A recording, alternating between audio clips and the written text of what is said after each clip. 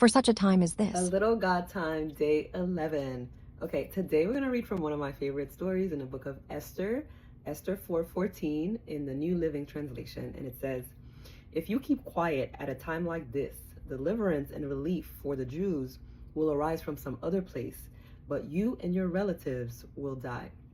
Who knows if perhaps you were made queen or have come to the kingdom for such a time as this."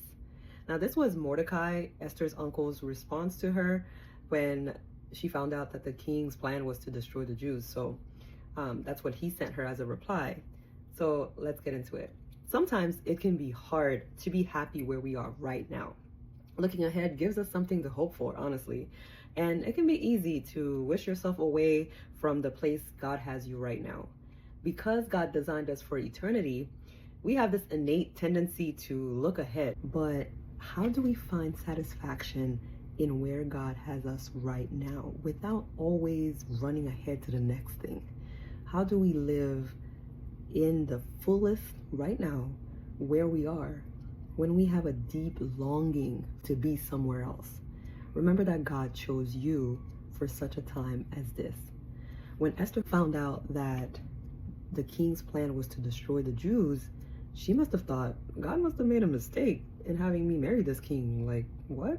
She probably thought or wished that it could have been someone else in her place instead. But God chose her. You may feel like you are in a situation in life that feels impossible right now.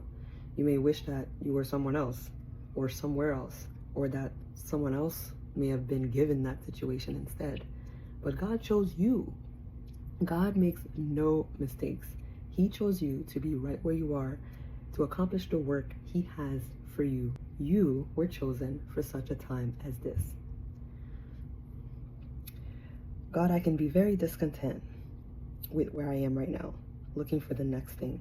I know that you have me here for a purpose, so help me to find contentment and joy in the here and now until you call me on. Father, you made all things possible. I know that you created me for this time. Help me to use it wisely and with godly ambition. I pray all this in Jesus Christ's name. Amen. All right, your question for today is, how is God using you in this time and this place? Go ahead and reflect on your thoughts, and if you'd like, leave a comment to inspire someone else.